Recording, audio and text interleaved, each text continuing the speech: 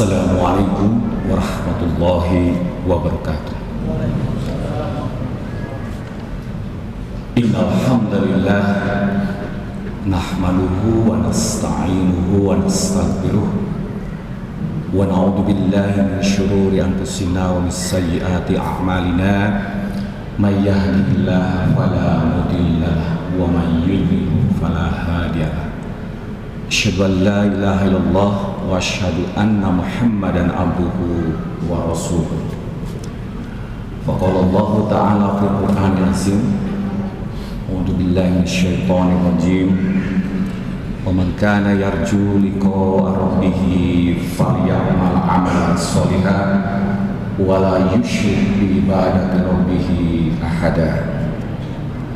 Wa id ja'alna al-baita masabatan lin-nasi wa anna wattakhidhu min maqami Ibrahim musalla wa ahidna ila Ibrahim wa Ismail an tahira baiti lit-ta'ifina wal 'akifina wa ruk'is sujud.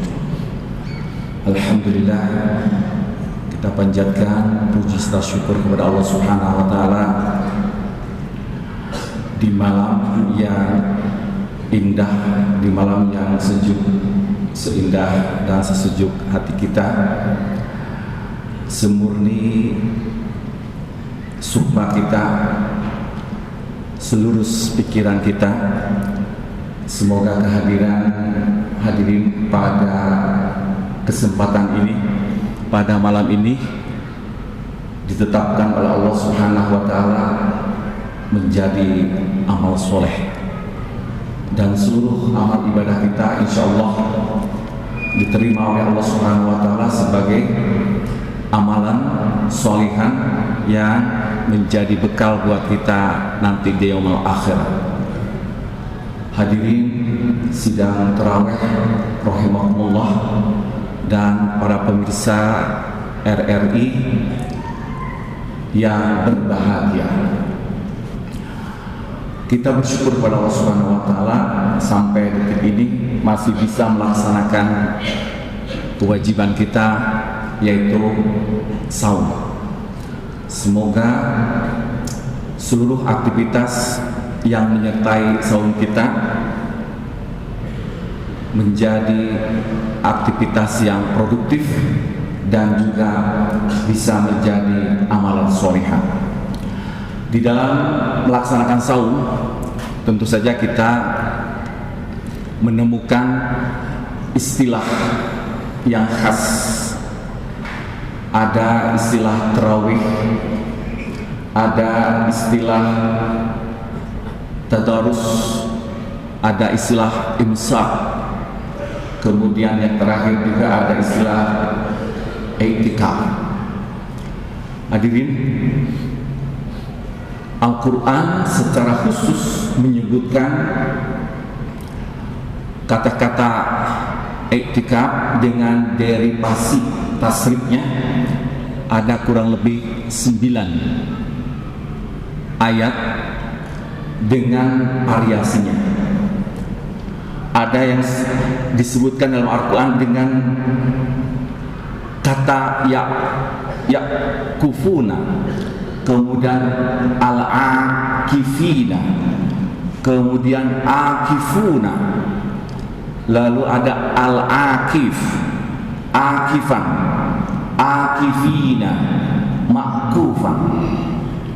Secara khusus kata i'tikaf di dalam Al-Quran disebutkan 2 ayat yang secara khusus menyebutkan istilah i'tikaf dalam pengertian i'tikaf di masjid.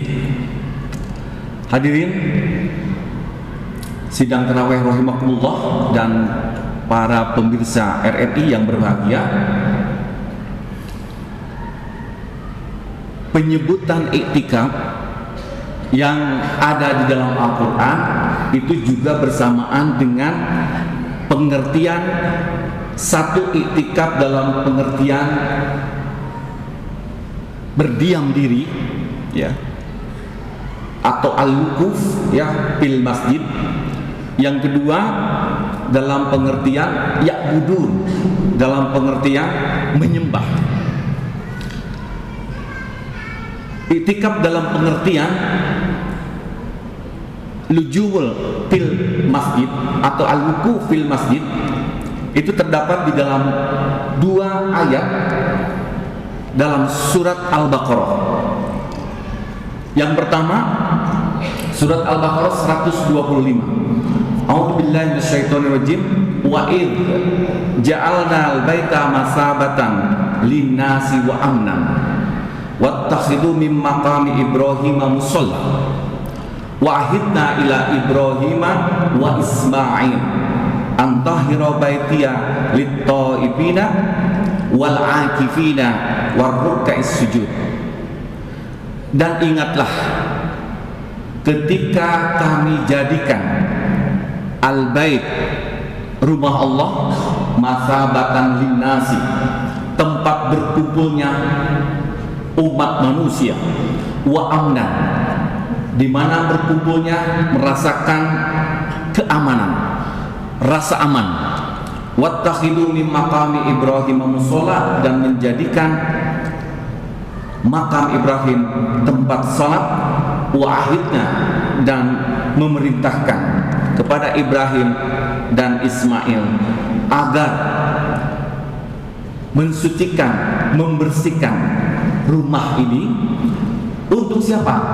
Untuk para hujjaj, orang-orang yang sedang umroh, untuk tawaf, dan juga untuk iktikaf.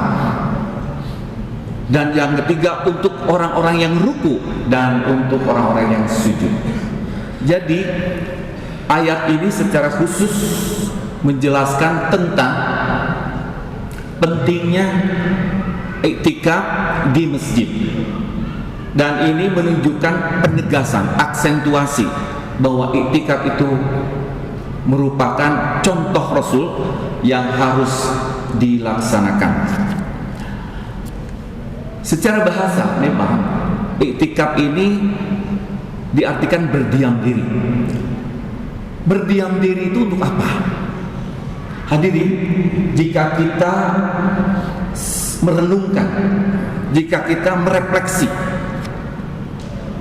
tiap hari, ya, tiap waktu kita melaksanakan sholat, berbuat baik, ya, melaksanakan saum, melaksanakan kebaikan dalam bentuk zakat, infak, dan sedekah, dan itu terus diulang-ulang,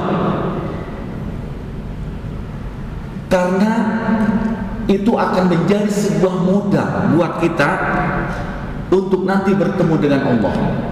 Faman kana yarju liqa'a rabbih falyamal amalan sholihan wala yusyrik bi ibadati rabbih ahada.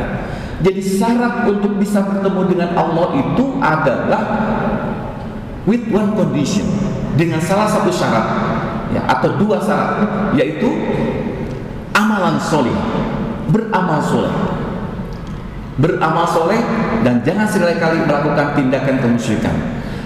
Iktikaf salah satu dari amalan yang dilakukan oleh Rasulullah dan para sahabat sebagai bentuk dari amalan soleh. Saum, zakat, sholat, infak, haji, itu adalah amalan soleh sebagai salah satu modal buat kita untuk nanti bertemu dengan Allah Subhanahu wa ta'ala. Ada hadis yang menyatakan bahwa lis-shaim, bagi orang-orang yang sedang saum, parhatani, akan mendapatkan 2 kebahagiaan. Parhatun indal iftar, yaitu kebahagiaan ketika berbuka saum, wa parhatun indal liqa'i rabbih, dan kebahagiaan ketika bertemu dengan Allah Subhanahu wa ta'ala. Hadirin, apa al-maghza, signifikansi dari iktikaf buat para soimun, ya, para soimah? Ternyata hadirin, iktikaf itu memberikan nilai atau inti dari iktikaf itu adalah muhasabah. Yang kedua adalah muqarabah, ya, muhasabah, kemudian juga muqarabah, dan yang ketiga adalah bagaimana kita melakukan proses pertobatan kepada Allah Subhanahu wa taala. Harus diingat bahwa kita ini manusia-manusia yang inauthenticity, manusia yang terjebak oleh materi, manusia yang tidak terbebas dari kebutuhan-kebutuhan yang sifatnya duniawi. Sehingga untuk bisa nanti mempersiapkan kita bertemu dengan Allah, maka Allah memberikan tuntutan melalui contoh Rasul agar kita bisa nanti bertemu dengan Allah melalui apa yang disebut dengan iktikaf. Karena dengan iktikaf bagaimana mengkoneksikan hati kita yang senantiasa dipengaruhi oleh materi yang sifatnya duniawi, mengkoneksikan, dan kegiatan-kegiatan yang terus berulang, the power of repetition, kita mengulang-ulang ibadah kita sesungguhnya dalam rangka mengkoneksikan hati kita. Jadi kalau kita setelah saum kemudian hati kita mu'allaqun bil masajid misalnya, terkait dengan masjid, hati kita itu tanda-tandanya kita sudah mulai terbuka untuk bisa berhubungan dengan Allah Subhanahu wa taala. Yang kedua tentu saja dengan iktikaf adalah bagaimana mengalihkan hati kita, pikiran kita dari aktivitas-aktivitas yang sifatnya rutin yang bisa mengganggu konsentrasi kita berhubungan dengan Allah Subhanahu wa taala. Kemudian yang ketiga, bagaimana kita juga melakukan perubahan, change terhadap kesibukan-kesibukan kita yang sifatnya duniawi, sehingga perubahan itu bisa menghasilkan pada apa yang disebut dengan tujuan kita untuk bisa bertemu dengan Allah Subhanahu wa taala. Hadirin, iktikaf itu memang di dalam Al-Quran dijelaskan secara khusus ada dua yang terkait dengan bagaimana kita bisa hadir di masjid untuk berdiam, yang di dalamnya kita melakukan aktivitas ibadah, tadarus, zikir, kemudian dawam zikir, kemudian watarkul hadis, meninggalkan obrolan-obrolan yang tidak bermakna dan tidak baik, waluzumul mawadhi, kemudian tetap berada di masjid, watarkul at-tankilat, kemudian meninggalkan kemungkinan untuk keluar dari masjid, wahabsun nafsi an maradiha, kemudian menetapkan jiwa kita berada di masjid ini karena ada tujuan yang ingin dicapai oleh kita, kemudian wahobaroha ala ta'atillahil azza wa jalla, kemudian menetapkan pikiran dan hati kita untuk senantiasa taat kepada Allah Subhanahu wa taala. Di dalam Al-Quran hadirin, kata iktikaf juga terkait dengan proses penyembahan yang itu pernah dilakukan sejak zaman Nabi Musa. Jadi Nabi Musa ketika berangkat ke Sinai di Mesir itu meninggalkan umatnya, dan para pengikut Nabi Musa dari kalangan Bani Israel itu kemudian mereka ingkar, qalu lan nabraha alaihi al-akifina hatta yarji'a ilaina Musa. Aku tetap akan menyembah. Akif itu menyembah juga. Jadi peristiwa iktikaf itu pernah dilakukan juga pada masa Nabi Musa. Apakah pada masa Nabi Ibrahim? Ada. Di dalam surat Al-Anbiya 53. Idqala li abihi wa qaumihi ma hadhihi tamasil allati antum laha akifun. Ketika Nabi Ibrahim berbicara kepada kaumnya, kepada ayahnya dan kaumnya, apa-apaan wahai umatku, wahai ayahku, wahai kaum, engkau akifuna, terhadap berhala. Tapi itikaf pada masa itu adalah proses penyembahan kepada apa yang disebut dengan berhala, bukan menyembah kepada Allah Subhanahu wa Ta'ala. Jadi tradisi itikaf itu sesungguhnya pada masa Nabi Ibrahim dan pada masa Nabi Musa itu pernah dilakukan, tetapi itikaf yang dilakukan oleh kaumnya adalah itikaf yang salah, karena itu menyalahi terhadap tuntutan dan aturan serta perintah dari Allah Subhanahu wa Ta'ala. Jadi yang benar, itikaf itu itikaf yang dicontohkan oleh Rasulullah. Di dalam salah satu hadis nyatakan, An Aisyah radhiyallahu anha qala, inna nabiyya kana ya'taqibu al-ashr al-awakhir min Ramadan. Sesungguhnya Rasulullah beritikaf di 10 akhir bulan Ramadan hatta tawaffahullahu, sehingga Allah mewafatkannya. Summa itakafa ajwajuhu, kemudian beritikaflah para istri-istri Rasulullah. Ini hadis juga menegaskan bahwa pelaksanaan itikaf itu menjadi sunnah Rasul. Jika ada kesempatan bagi kita untuk bisa melaksanakan itikaf, itu akan lebih bagus. Hadirin, kesempatan ini adalah kesempatan yang sangat berharga, karena ini adalah fasilitas yang Allah berikan kepada kita, yang yang diberikan contoh oleh Rasulullah, maka umatnya dipastikan harus mengikuti apa yang dicontohkan oleh Rasulullah. Dalam rangka apa? Satu, hadirin, tadi dalam rangka kita melakukan muhasabah. Ada hadis di dalam Sunan At-Tirmidzi, salah satu kitab sunan selain Ibnu Majah, Abu Daud, An-Nasai, adalah disebut oleh Imam At-Tirmidzi. Hadisnya mengatakan, hasibu anfusakum qabla an tuhasabu. Hisablah diri kamu sekalian sebelum engkau dihisab. Ini juga merupakan salah satu kesempatan buat kita sebelum nanti oleh Allah dihisab, momentum kita untuk melaksanakan itikaf dalam rangka muhasabah. Ya ayyuhalladzina amanu ittaqullaha wa tanzur nafsum ma qaddamat lighad wattaqullaha innallaha khabirum bima ta'malun. Wahai orang yang beriman, takwalah kepada Allah dan perhatikan jiwa-jiwa apa yang pernah dilakukan pada masa lalu untuk persiapan kita di masa yang akan datang.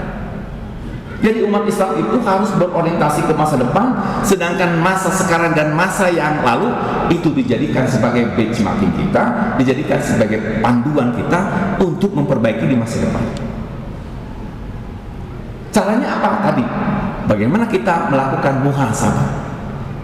Hadirin, kalau kita mau sedikit merefleksi, kita ini sudah sholat, coba dihitung. Satu hari itu 5 kali 17 rakaat. Kalau usia Bapak itu 57 tahun dan pelaksanaan sholat itu mulai di usia 7 tahun, maka 50 tahun itu kalau dikalikan 5 kali waktu kita, coba dihitung. Kalau tidak salah saya pernah menghitung, kurang lebih 108.000 kali.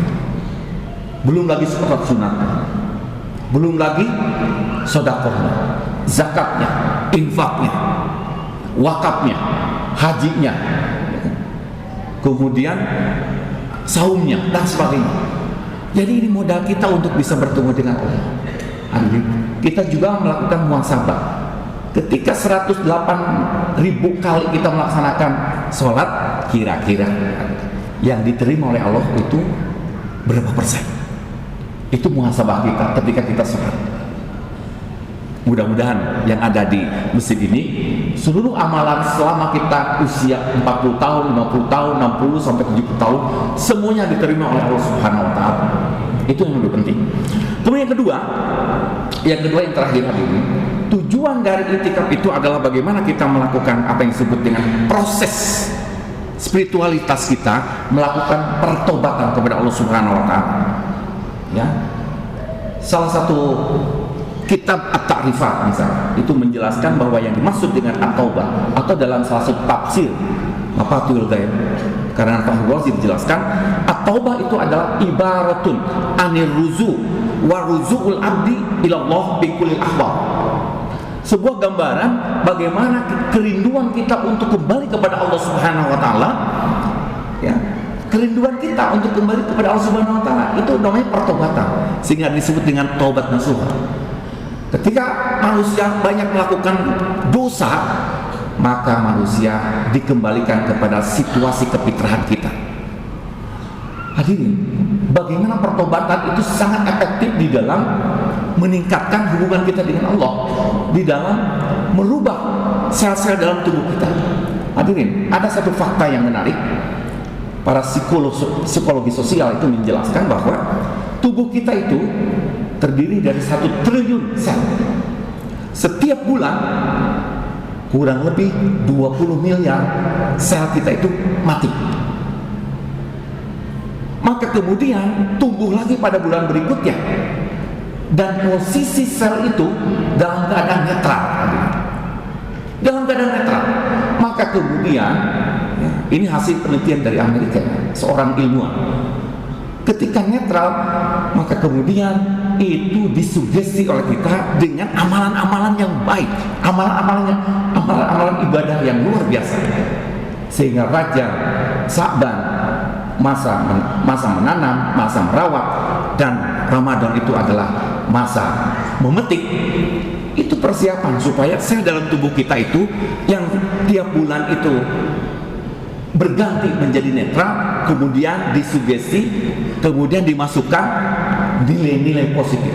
Bayangkan hadirin, 1 bulan kita tidak melakukan maksiat, maka sel kita menjadi sel yang fitrah. Makanya terakhir kita nanti akan melaksanakan di akhir bulan Ramadan itu ada yang disebut dengan Idul Fitri, kembali kepada futur, kembali kepada kesucian, karena proses apa yang disebut dengan tazkiyatun, ya, takhalli atau tazalli. Takhallinya itu, ya, proses untuk pembersihan itu kita lakukan lewat sebuah madrasah spiritual, yaitu melaksanakan saum, di mana kita tidak pernah insya Allah melakukan tindakan maksiat, kemungkaran, kejahatan, kejahilian. Hadirin, mudah-mudahan apa yang saya sampaikan ini memberikan satu trigger buat kita semua dan motivasi buat kita semua untuk bisa suatu waktu kita atau hari ini ada kesempatan sampai 7 hari yang akan datang untuk bisa melaksanakan i'tikaf di bulan Ramadan ini. Hadirin sidang tarawih rahimakumullah dan juga pemirsa RRI yang berbahagia, demikian yang bisa saya sampaikan. Mudah-mudahan ada manfaatnya. Rabbana afriq alaina sabran wasabbit aqdamana wansurna 'alal qaumil kafirin. Rabbana atina fid dunya hasanah wa fil akhirati hasanah wa qina adzabannar. Wassalamualaikum warahmatullahi wabarakatuh.